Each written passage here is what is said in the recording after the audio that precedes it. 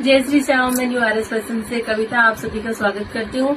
और आज मैं आपके लिए लाई हूँ ये लड्डू वाली डिजाइन, जिसका वापस रीस्टॉक हो गया है मेरे पास में, क्योंकि इसकी डिमांड ज्यादा थी। ये देखिए रॉयल प्योर का इसका फैब्रिक है।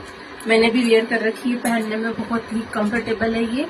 और इसका जो कलर है हमारे पास में ये कॉफी कलर है इसके।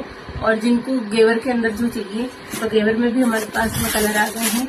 ये पिंक विथ रानी कलर है, ये ऑरेंज के साथ में लाइट रेड कलर है, और ये येलो के साथ में लाइट ऑरेंज कलर है।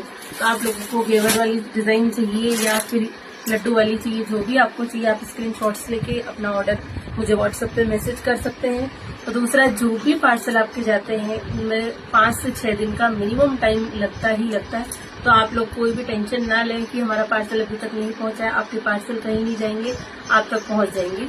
जय श्री श्याम।